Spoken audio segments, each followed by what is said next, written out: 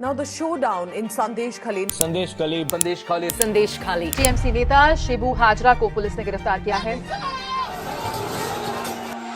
They would often be called to this party office. सामूहिक यौन शोषण महिलाओं पे ऊपर नहीं हुआ। कमरे के अंदर क्या होता है वो तो हम डिटेल्स में बता नहीं सकते, लेकिन लेके जाता था। The women of Sandesh Khali are demanding the arrest of TMC नेता Shahjahan Sheikh and his aides. Where is Sheikh Shahjahan? एक हफ्ते पहले तक सौंदेश खाली का नाम तक लोगों ने नहीं सुना होगा। आज वही सौंदेश खाली दिन रात नेशनल हेडलाइंस पर है, ब्रेकिंग न्यूज बन रही है उस पर ताबड़तोड़। यहां के जो बाहुबली टीएमसी के लीडर हैं शेख शाहजहां और उनके सपोर्टर्स के काले करतूतों का भांडा फोड़ हो रहा है। यौन शोषण की अनफॉर्चुनेट वारदातें अब सामने आ रही हैं। विपक्ष और टीएमसी सरकार के बीच में सबसे बड़ा फ्लैश पॉइंट बन चुका है यही सौंदेश खाली, और वो भी ठीक लोकसभा इलेक्शन से पहले, जहां बंगाल से 42 एमपी चुनकर जाएंगे लोकसभा में, जहां बीजेपी ने ठान ली है कि कम से कम 35 सीट्स तो उन्हें जीतनी ही जीतनी है। प्रधानमंत्री नरेंद्र मोदी अब खुद इस इलाके में आकर एक रैली भी करेंगे, तो आप समझ सकते हैं कि कितना इंपॉर्टेंट सिचुएशन बन चुका है ये।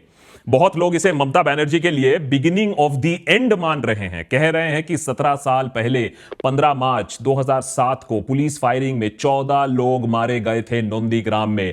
उसके बाद जो आग लगी वो फैलकर सिंगूर, लालगढ़, पूरे बंगाल प्रदेश में गई और लेफ्ट फ्रंट गवर्नमेंट 2011 में इसी आग में फिर भस्म हो गई। जिस लेफ्ट फ्रंट सरकार को ममता बनर्जी ने दशकों से लड़ाई करने के बाद उखाड़ फेंका बंगाल से, आज उसी लेफ्ट फ्रंट पॉलिटिक्स की पूरी छाप दीदी के सरकार में आपको मिलेगा। बस चुनाव चिन्ह बदल गया है। वही ऑपोजिशन को मारो फेंको, वही लोगों पर दादागिरी करो, बिजनेस से कट मनी लो, वही लोगों को अवसर मत दो, बस उन्हें राशन पर जिंदा रखो, और जब कोई आवाज उठाने की जुर्रत करे तो उसे खामोश कर दो और पुलिस का पूरा बल इस्तेमाल करो।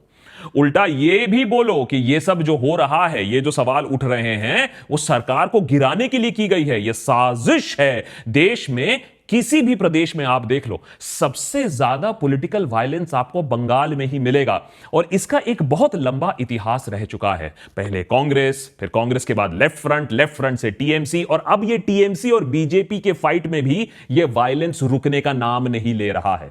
पिछले एक दशक में ममता बनर्जी इसे रोक सकती थी, लेकिन ये आग बस बढ़ती ही गई। बंगाल में इतना खून खराबा क्यों होता है, इसके बारे में हमने एक पूरा डिटेल्ड इन्वेस्टिगेटिव रिपोर्ट बनाया था, एक एपिसोड बनाया था। समय मिलिए तो उसे देख लीजिएगा। इस एपिसोड को उसका पार्ट 2 समझिएगा, क्योंकि वही है बेसिस ऑफ द वायलेंस। आज की एपिसोड में सौंदेश खाली में जो घटना हुई है वो सामने कैसे आई वो समझेंगे। क्यों ये ममता बनर्जी के लिए एक उल्टी गिनती शुरू कर सकता है, और क्या ये एक हिंदू मुस्लिम फाइट है, क्या हिंदू महिलाओं को टारगेट किया गया था, एंड फाइनली ऑफ कोर्स इसके पीछे जो पॉलिटिक्स है उसको भी समझने की कोशिश करेंगे। नेता टाइप आधा काम मत करो, सब्सक्राइब के साथ साथ बेल आइकॉन भी दबाओ। जैसा कि कई राज्यों में देखा गया है, बंगाल में भी सीबीआई और ईडी का कहर काफी टाइम से चल रहा है, और उन्हें मिला भी बहुत कुछ है। एजुकेशन स्कैम और रिक्रूटमेंट स्कैम, जिसमें बड़े रंगीन मिजाज के टीएमसी के पार्थो चैटर्जी फंसे। कैटल स्मगलिंग स्कैम, जिसके लपेटे में ममता बनर्जी के खास अनुब्रतो मोंडो आए। कोल एंड सैंड माफिया स्कैम, इसमें तो ममता के भाईपो अभिषेक बनर्जी अक्यूज्ड हैं। और भी हैं cases, but you get my point कि क्या चल रहा है उस स्टेट में। ये सब मैं इसलिए आपको बता रहा हूं क्योंकि सौंदेश खाली की जो कहानी है, जो सच है, वो सामने इसलिए नहीं आता कि किसी ने खुलासा कर दिया या कोई इन्वेस्टिगेटिव रिपोर्टिंग हुई थी। ये सच इसलिए काम आता है या सामने आता है क्योंकि एक और स्कैम की छानबीन हो रही थी, जिसका नाम है राशन स्कैम। राशन स्कैम को सालों से चला रहे थे ममता बनर्जी के पुराने पार्टी कॉलीग ज्योतिप्रियो मुल्लिक। ना मुल्लिक दा का काम यह था कि सरकार 1 किलो का आटा मंगवाए, अनाज मंगवाए, और उस 1 किलो से 200 ग्राम चोरी कर लिया जाए। 800 ग्राम बस एंड तक पहुंचेगा। अब उस छोटे से 200 ग्राम को ओपन मार्केट में बेचो। कहा जाता है कि इस छोटे से 200 ग्राम पर किलो के स्कैम से पिछले 10 सालों में 20,000 करोड़ का स्कैम किया गया था, और इसी स्कैम के संदर्भ में शेख शाहजहां का नाम सामने आता है।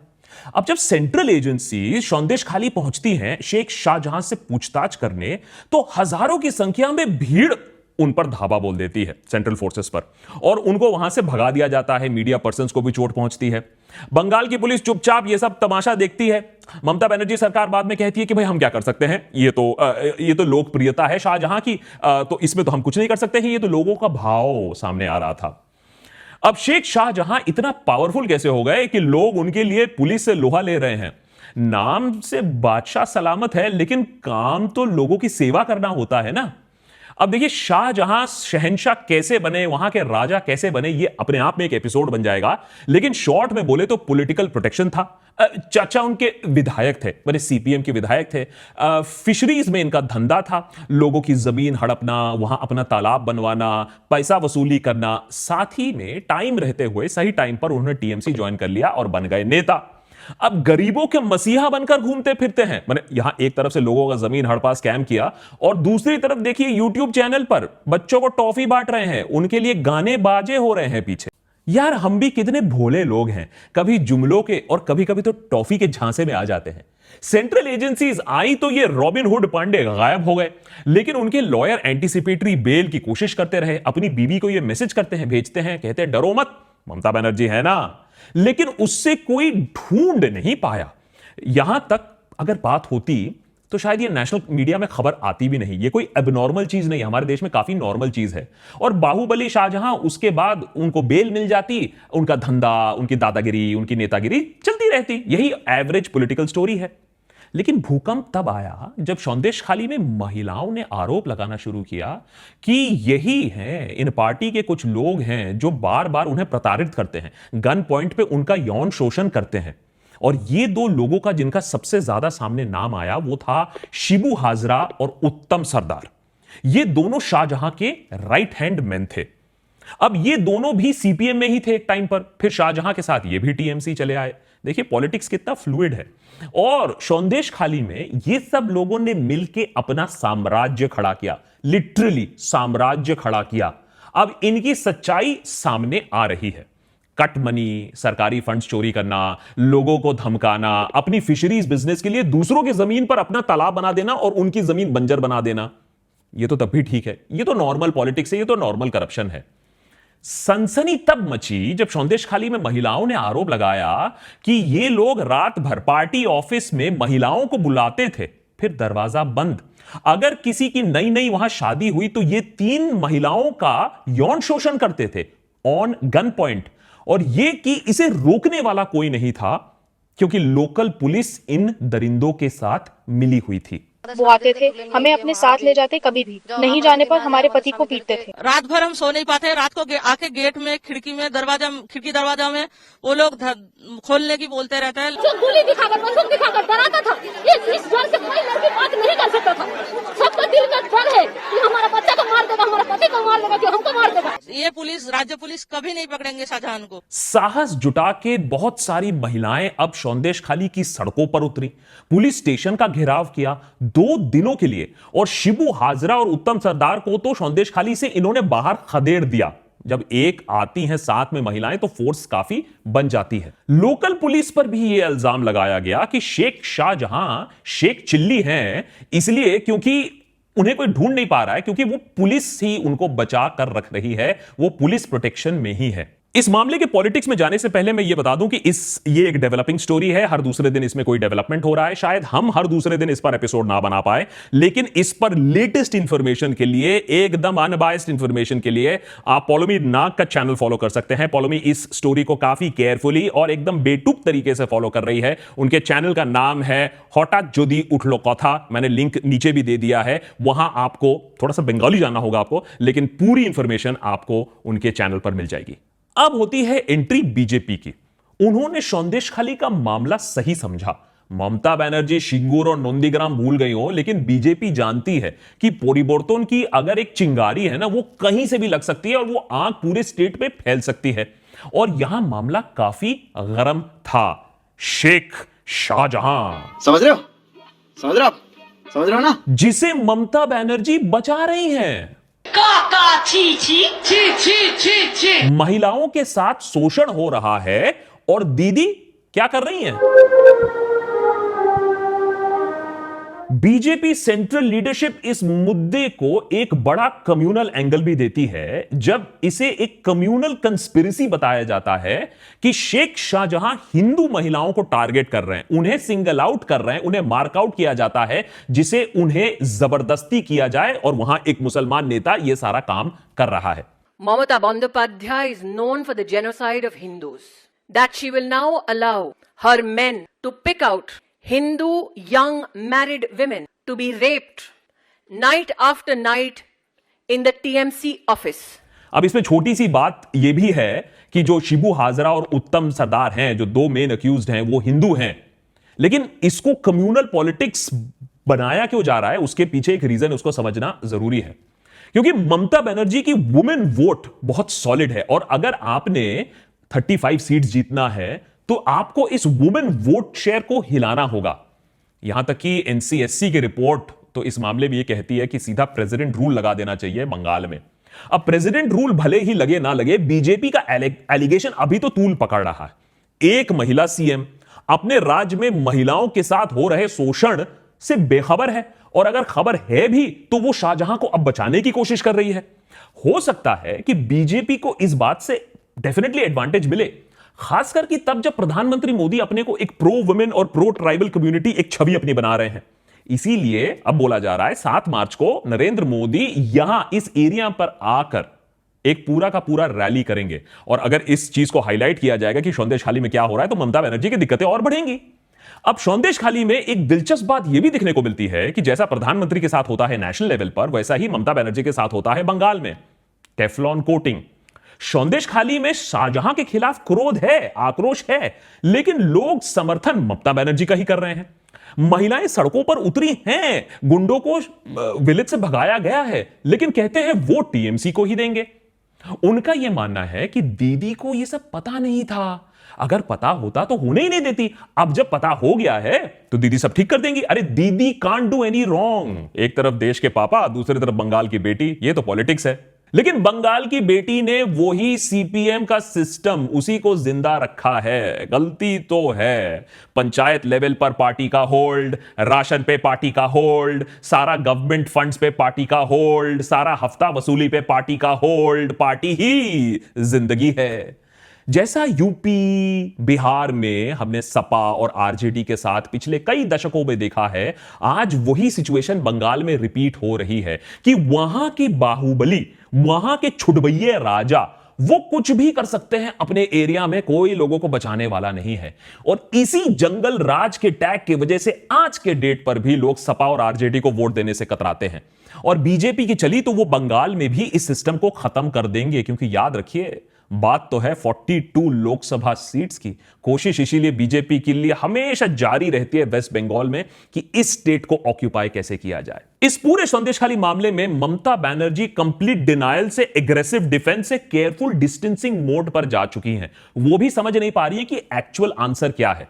पहले तो वो अपनी मिनिस्टर पार्था भौमिक को भेजती हैं, जिन्होंने कहा कि कोई हैरेसमेंट तो हुआ ही नहीं है, बात खत्म। फिर बंगाल में वहां की women commission led by Leena Gangopadhyay पहुंचती हैं, उन्होंने भी ममता बनर्जी गवर्नमेंट को क्लीन चिट दे दिया।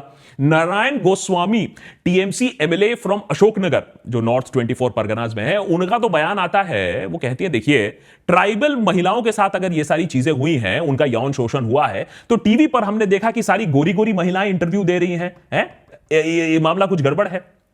ऐसे ऐसे बयान आते हैं, उसके ऊपर फिर से उसका अलग बखेड़ा खड़ा होता है। पार्टी कम्युनिकेट कैसे कर सकती है, इतनी सारी पार्टीज ने आज तक ये बेसिक चीज तो सीखा नहीं है। और कम्युनिकेशन की बात करें तो वहां की एमपी एक्ट्रेस नुसरत जहां, जिनकी कंस्टिट्यूएंसी में सौंदेशखाली आता है, वो क्या कर रही है, डैमेज कंट्रोल ना। वो वैलेंटाइंस डे पर नहीं वैलेंटाइंस वीक पर अपने पोस्ट पर पोस्ट लगाई जा रही है। उनका रोस्टिंग अलग होता है। बेसिकली पार्टीज क्राइसिस मैनेजमेंट करना उनको आता नहीं है और बीजेपी को दिख गया इसमें काफी अच्छा मौका। अब बंगाल पुलिस उठती है, वो धमकी देती है कि देखिए कोई रेप शेप नहीं हुआ है, कोई उल्टा सीधा काम नहीं हुआ सौंदेशखाली में, अगर कोई भी फेक न्यूज फैलाने की कोशिश करेगा तो उसके खिलाफ एक्शन लिया जाएगा। ममता बनर्जी खुद कहती हैं ये सब गलत एलिगेशन है, चल ना। लोगों को बाहर से वहां बुलाया गया है बंगाल में अराजकता फैलाने के लिए और ईडी जबरदस्ती मेरे लीडर शेख शाहजहां के पीछे पड़ी हुई है। लेकिन इतना नाना करने के बाद भी पुलिस ने एक प्रेस कॉन्फ्रेंस में ऐलान किया कि उत्तम सरदार और शिबू हाजरा पे गैंगरेप के चार्जेस लगाए जा रहे हैं। उसके बाद जैसा मैजिक, उत्तम सरकार अरेस्ट, शिबू हाजरा अरेस्ट। जो लोग पुलिस ढूंढ नहीं पा रही थी इतने दिनों से, सडनली घंटों के अंदर वो मिल भी जाते हैं, अरेस्ट भी हो जाते हैं। मैं हमेशा कहता हूं अगर पुलिस को ऊपर से परमिशन हो तो वो अपराधी को ना पाताल लोक से भी निकाल के ले आए, लेकिन अगर परमिशन हो तो। इस एपिसोड को रिकॉर्ड करते वक्त तो शेख शाहजहां को अभी तक अरेस्ट नहीं किया गया है, वो अभी तक लापता हैं और ममता बनर्जी इस बात को हाईलाइट कर रही हैं बार बार कि कोशिश की जा रही है आरएसएस द्वारा कि संदेश खाली में वो घुसपैठ करें और वहां की आदिवासी कम्युनिटी, वहां की माइनॉरिटीज को भड़काएं उनके खिलाफ। ममता बनर्जी के लिए वुमेन वोटर्स और माइनॉरिटी वोट्स बहुत ज्यादा मायने रखती हैं। अगर उनका सम्मान नहीं किया गया संदेश खाली में तो इलेक्शंस में उनके लिए मुसीबत आ सकती है। लेकिन मुसीबत दूसरी तरफ भी है, क्योंकि शेख शाहजहां जैसे कैरेक्टर्स भी तो उन्हें चाहिए, क्योंकि ये जो बाहुबली है ये टीएमसी को जड़ों से मजबूत रखते हैं पूरे बंगाल में। अब भले ही बदले में दीदी अपनी आंखें बंद कर ले कि जो तुम्हें करना है तुम लोग करते रहो, मुझे कुछ पता ही नहीं है। देखिए, करप्शन, निकम्मापन, कब्जा का मामला अगर होता तो टीएमसी इसे कैजुअली हैंडल कर लेता, क्योंकि ये तो बंगाल में प्रथा है। अनफॉर्चुनेट है लेकिन प्रथा है। लेकिन जहां मामला विमेन हैरेसमेंट की आती है, बर्बरता की आती है, उनके शोषण की आती है, तो बंगाल अलग तरीके से रिएक्ट करता है। शिंगूर में Taapsee Malik rape and murder case ने सीपीएम की जड़ें हिला के रख दी थी। उस टाइम पर पूरा पब्लिक परसेप्शन बदल के रख दिया था सीपीएम का। उसके ऊपर ममता बनर्जी ये चीज नहीं समझती हैं, जबकि इन्होंने बेनिफिट किया था अपने टाइम पर। आज के डेट में ये कहती हैं कि ये देखिए, ये तो तिल का ताल बनाया जा रहा है, ये तो पहाड़ बनाया जा रहा है, कुछ छोटी मोटी घटनाएं हुई होंगी लेकिन इसको पॉलिटिकली बढ़ाया जा रहा है। देखिए, देशभक्त में हमने जितना इन्वेस्टिगेट किया, पॉलोमी ने भी जितना रिपोर्टिंग किया है, उसमें तो ये बात साफ हो चुकी है कि भाई देखिए, संदेश खाली में गलत तो डेफिनेटली हुआ है और इसमें भी कोई डाउट नहीं है कि इस मामले में पॉलिटिक्स खेला जा रहा है, उसे कम्युनल मुद्दा बनाने की कोशिश की जा रही है। लेकिन अल्टीमेटली ममता बनर्जी इस मामले को सेंसिटिवली कितना डील करेगी वो मैटर करेगा, खासकर कि तब जब ऑपोजिशन और मीडिया तो छोड़ो, कलकत्ता हाईकोर्ट ने भी आदेश दिए हैं कि संदेश खाली घटना पर जांच होनी होगी। उन्होंने सुओ मोटो कॉग्निसेंस लिया है क्योंकि मामला है ट्राइबल्स के लैंड का छीनने का और आरोप है कि गन पॉइंट पे रेप किया गया है। कोर्ट इस मैटर पर चुप नहीं बैठेगी, कोर्ट ने साफ कर दिया है। तो क्या जल्द ही शेख शाहजहां अपने आप को जेल में पाएंगे या फिर से वो ऐसे यूट्यूब वीडियो में नजर आएंगे जहां वो उनकी तारीफ हो रही है, गाने बज रहे हैं और वो बच्चों को टॉफी बांट रहे हैं?